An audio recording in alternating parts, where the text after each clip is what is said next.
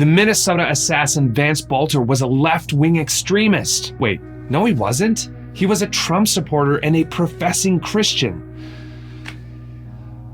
Honestly, this kind of rhetoric in the aftermath of a horrific tragedy is such an indictment on the state of our country. Yeah, in this case, it turns out Bolter was an unhinged, mentally ill individual fueled by right-wing ideology. But it also matters how we respond to that information. Because if you're using this tragedy to score political points or to label an entire group, then you are part of the problem. This country was built on the peaceful coexistence of different beliefs and opinions.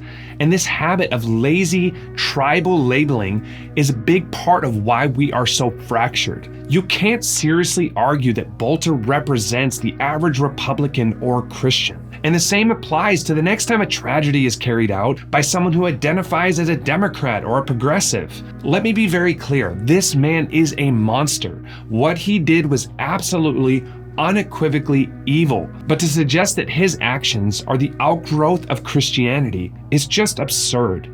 And I think you know that. Yeah, I'm horrified and ashamed that he called himself a Christian, that he even preached in churches. But this is not a reflection of Jesus. It's a complete betrayal of everything he taught. The word Christian was originally a slur used by Romans to mock followers of Jesus as little Christs. It referred to people committed to the ways and practices of Jesus. Teachings like love your enemy and pray for those who persecute you, reject pride, serve the poor, deal with your own issues.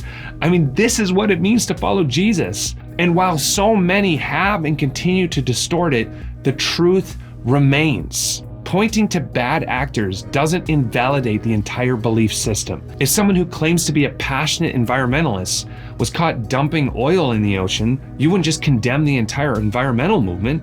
You'd call this person an idiot and a hypocrite, and you'd be right. What's most troubling about people who rush to assign political and ideological motives to individual acts of evil is that you fuel the very tribalism that makes tragedies like this more likely. You wait for some evil act to wear a label or for that person to have checked a box so that you can say, see, that side is the problem. They are evil, we are good. They are wrong, we are right. This shallow, self-justifying mindset deepens the divide, and it creates a culture where extremists thrive. We have to do better than this.